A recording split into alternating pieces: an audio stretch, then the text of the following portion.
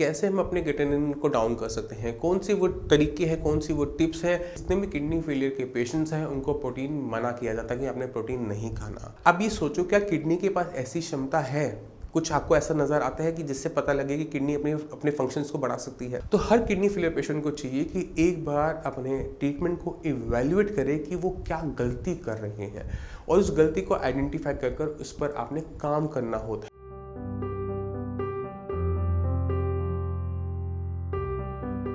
नमस्कार, मेरा नाम है डॉक्टर पूरू धमन और आज इस वीडियो में हम बात करने वाले हैं क्रिएटिनिन के बारे में कि कैसे हम अपने क्रिएटिनिन को डाउन कर सकते हैं, कौन सी वो तरीके हैं, कौन सी वो टिप्स हैं जो एक किडनी फेलियर पेशेंट को अपनी किडनी की हेल्थ को मेंटेन करने में और अपनी बॉडी के अंदर क्रिएटिनिन लेवल को डाउन करने में हेल्प कर सकते हैं। इन सबको आज हम डिटेल में बात करेंगे इस वीडियो के अंदर। अगर एक किडनी फेलियर का पेशेंट अपने क्रिएटिनिन लेवल को डाउन करना चाहता है तो सबसे पहले ज़रूरी हो जाता है कि वो समझे कि क्रिएटिनिन क्या है, कहाँ बनता है और क्यों बनता है। क्रिएटिनिन जो है वो एक टाइप का प्रोटीन है, वेस्ट मटेरियल है जो कि हमारी मसल्स में बनता है। और अगर एक किडनी फेलियर का पेशेंट अपनी डाइट के अंदर प्रोटीन का इंटेक ज़्यादा करता है, यानी नॉनवेज ज़्यादा खाता है, जैसे एग, चिकन, मटन, फिश, दालें, दूध, जो भी प्रोटीन के सोर्सेज हैं उनका इंटेक ज़्यादा करता है, तो क्या होता है कि बॉडी में प्रोटीन ज़्यादा होने की वजह से बॉडी उसको क्रिएटिनिन में ज़्यादा कन्वर्ट करती है।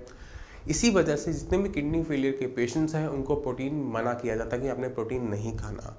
दूसरी चीज़ जो आपने ध्यान रखनी होती है कि क्रिएटिनिन आपकी मसल्स में बनता है, तो कोई भी चीज़ जो आपकी मसल्स को थकाए, जो मसल्स की एक्टिविटी को बढ़ाए, वो आपकी बॉडी के अंदर क्रिएटिनिन की फॉर्मेशन को बढ़ा देता है।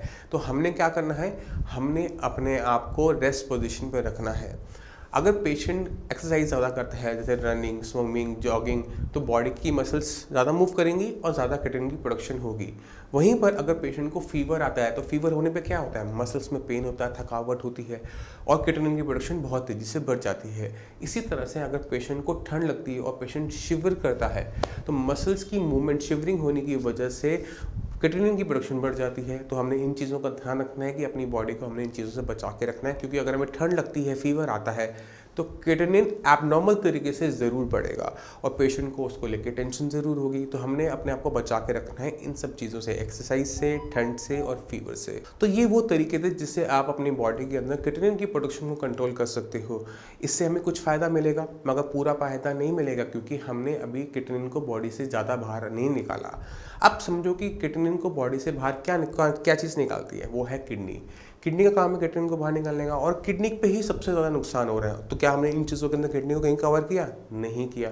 अब किडनी के बारे में सोचो और किडनी की तरह सोचो कि अगर मुझे इस वेस्ट मटेरियल बॉडी से बाहर निकालना है तो मेरे पास एक ही तरीका है कि अपने काम को बढ़ा लेने का, अपने प्रोडक्शन को बढ़ा लेने का। अब ये सोचो, क्या किडनी के पास ऐसी क्षमता है, कुछ आपको ऐसा नज़र आता है कि जिससे पता लगे कि किडनी अपने फंक्शंस को बढ़ा सकती है?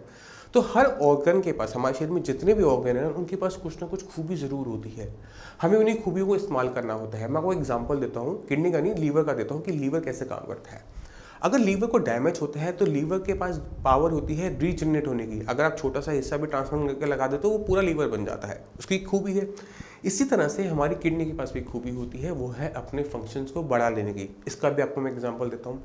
मान लो एक इंसान ने अपनी किडनी दूसरे इंसान को दी, या किसी भी वजह से आपकी एक किडनी को निकालना पड़ जाता है। अब जिसने अपनी किडनी निकाली उसके पास एक किडनी हो गई। अब एक किडनी होने के बावजूद क्या उसका क्रिएटिनिन लेवल बढ़ता है, यूरिया लेवल बढ़ता है? अपने आप से सवाल करो और उसका आपका आंसर भी अपने आप मिलेगा। और आंसर में क्या आएगा? नहीं बढ़ता। क्यों नहीं बढ़ता? बढ़ना चाहिए था ना, बट क्यों नहीं बढ़ता? वो इसलिए नहीं बढ़ता है क्योंकि किडनी अपने फंक्शंस को बढ़ा सकती है।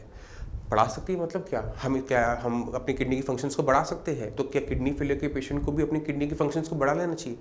तो हम ये करते क्यों नहीं है?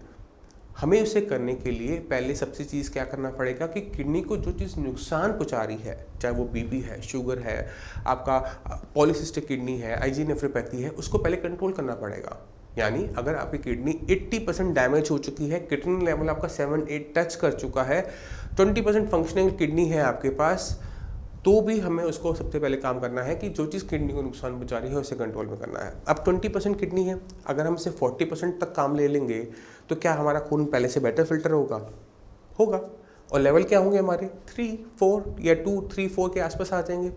तो क्या हमारा डायलिसिस की रिक्वायरमेंट या फिर हमारा ट्रांसप्लांट की रिक्वायरमेंट खत्म हो जाएगी? बिल्कुल खत्म हो जाएगी। अगर हम अपनी किडनी की फंक्शनिंग को बढ़ा लेते हैं तो हमें पूरी हेल्प मिलती है आराम से अपनी ज़िंदगी को काटने की, क्योंकि डायलिसिस और ट्रांसप्लांट सॉल्यूशन नहीं है, वहाँ से दिक्कतें शुरू होती है। क्योंकि हम अपने आसपास इतने लोगों को डायलिसिस करवाते हुए देखते हैं, डायलिसिस करवाने जाते हैं तो हेल्दी होती हैं, मगर over the period of time 6 महीने साल भर के अंदर इतने वीक हो चुकी होती है कि उनसे बेड से उठा भी नहीं जाता, व्हील चेयर पर जाना होता है, व्हील चेयर पर आना होता है, ज़िंदगी बिल्कुल ख़त्म हो जाती है। तो डायलिसिस तो सोल्यूशन नहीं है। तो हमने क्या करना है, अपनी 20% किडनी को पहले प्रिजर्व करना है कि इसको और नुकसान हो, उसके बाद उसकी फंक्शनिंग को 40% तक ले जाना है, क्योंकि किडनी अपने फंक्शंस को डबल कर सकती है। तो 20 से वो 40 ही होगा। 40 होने में आपके लेवल 3 के आसपास आ जाएंगे, और उसके बाद हमने क्या करना है, हमने उसको मेंटेन करना है। अगर इसको हम मेंटेन कर लेंगे तो क्या होगा कि हमारे जो लेवल्स है आगे नहीं बढ़ेंगे, और हमें किसी भी टाइप की दिक्कत, डायलिसिस का सामना नहीं करना पड़ेगा, ट्रांसप्लांट का सामना नहीं करना पड़ेगा, हमें किडनी के बारे में ज़्यादा सोचना नहीं पड़ेगा। तो ये बहुत इंपॉर्टेंट चीज़ें हैं जिसके बारे में हर किडनी फेलियर पेशेंट को पता होना चाहिए कि किस तरह से वो अपने किडनी को अपना कंट्रोल कर सकते हैं। किडनी को फंक्शन बढ़ाने के लिए Sai Sanjivani kidney function restoration treatment advice करता है। ये जैसा इसका नाम है वैसे इसका काम है, यानी किडनी के फंक्शन को रिस्टोर करना। 20% की रिस्टोरेशन करके हमने 40% तक हम उसकी किडनी फंक्शन ले गए और आपके लेवल डाउन हो गए। अगर ये चीज़ हम हर किडनी फेलियर पेशेंट में ये इस्तेमाल करते हैं तो पेशेंट को किसी भी टाइप की दिक्कत नहीं होती। सिर्फ कुछ मेडिसिन का इनटेक करना पड़ता है, वो भी फिक्स इंटरवल पे। सिर्फ पेशेंट को थोड़ा सा ध्यान रखना पड़ता है अपने किडनी के ऊपर। अब सवाल ये उठता है कि आप मेडिसिन तो पहले से भी ले रहे हो, नेफ्रोलॉजिस्ट का ट्रीटमेंट चल ही रहा है, तो क्यों आपके लेवल बढ़ते जा रहे हैं, क्यों वो कंट्रोल में नहीं आ रहे? जितने भी किडनी फेलियर पेशेंट के माइंड में ये डाउट है, अपनी मेडिसिन निकालो, एक बार उसे खुद निकालो, खुद देखो कि वो मेडिसिन आप किस पर्पस से लेते हो। उसमें बीपी की मेडिसिन होगी, अगर आपको शुगर है तो शुगर की मेडिसिन होगी, अगर कोलेस्ट्रॉल है तो कोलेस्ट्रॉल की मेडिसिन होगी, विटामिन डी होगा, कैल्शियम होगा, उसमें कीटा एनालॉग्स हो सकते हैं, उसके अंदर आपके एरिथ्रोपोइटिन के इंजेक्शंस हो सकते हैं। मगर कोई मेडिसिन आपको ऐसी मिली जो किडनी की फंक्शनिंग को बढ़ा सकती है? नहीं मिली ना। तो आप कैसे उम्मीद लगा सकते हो कि जो ट्रीटमेंट आप कर रहे हो, जो डॉक्टर का आप ट्रीटमेंट ले रहे हो, वो आप पे काम करेगा? और आपको दिख भी रहा है कि पिछले कई सालों से आप ट्रीटमेंट ले रहे हो फिर भी आपके लेवल बढ़ते जा रहे हैं, तो कहीं ना कहीं वो चीज़ फेल हो रही है। यहाँ तक कि पेशेंट का ब्लड प्रेशर तक कंट्रोल नहीं हो पाता। सबसे बड़ी दिक्कत यही होती है, किडनी को डैमेज चलता रहता है, लेवल बढ़ते चले जाते हैं, पेशेंट को ये लगता है कि कहीं ना कहीं ये थमेगा, बट वो थमता नहीं है। फाइनली तो वो थमता है अपना डायलिसिस के ऊपर। तो हर किडनी फेलियर पेशेंट को चाहिए कि एक बार अपने ट्रीटमेंट को इवैल्यूएट करे कि वो क्या गलती कर रहे हैं, और उस गलती को आइडेंटिफाई कर उस पर आपने काम करना होता है। ज़रूरी है आइडेंटिफिकेशन के बाद उस पर काम करना। जब आप अपनी किडनी के ऊपर काम करना शुरू करेंगे, किडनी की फंक्शनिंग बढ़ेंगे, आपके लेवल्स डाउन होंगे, और वो विजिबल हो जाता है। वो विजिबल होने के लिए आपको कई महीने का टाइम नहीं चाहिए, वो विजिबल आपका 20 दिन 25 दिन के अंदर आपकी रिपोर्ट्स के अंदर विजिबल होना शुरू हो जाता है कि हाँ, मेरा किडनी लेवल डाउन होना स्टार्ट हो गया। तो ये बहुत इंपॉर्टेंट चीज़ें हैं जो हर किडनी फेलियर पेशेंट को पता होनी चाहिए। आपके लेवल 25 दिन के बाद डाउन हुए, महीने में डाउन हुए, फिर अगले महीने फिर डाउन होंगे। वो जब तक डाउन होते चले जाएंगे जब तक किडनी अपने फंक्शंस को बढ़ा के मैक्सिमम स्ट्रेंथ तक नहीं ले जाती, यानी 20 से 40% तक नहीं कर लेती। और उसके बाद आपकी जो लेवल है वो कहीं ना कहीं वो सेटल होना स्टार्ट कर देते हैं, और वो चीज़ हमने मेंटेन करनी होती है लाइफ टाइम के लिए। किडनी की फंक्शनिंग को डबल करने का जो तरीका है, क्रेटिनिन को डाउन करने का, जितना सिंपल है उतना आसान भी है।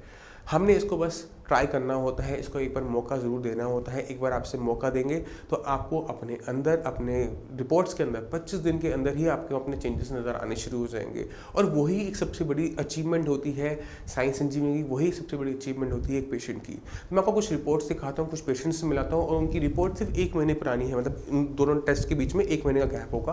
तो आपको क्लियर कट आइडिया मिल जाएगा कि किस तरह से किडनी अपने फंक्शंस को बढ़ा सकती है। तो आपने खुद देखा, अगर हम किडनी पे सही तरीके से काम करते हैं, किडनी को जो चीज़ नुकसान पहुंचा रही है उससे कंट्रोल में लेकर आते हैं, उसके बाद किडनी की फंक्शनिंग पे काम करते हैं, तो ये रिजल्ट्स बहुत आराम से विजिबल हो जाते हैं।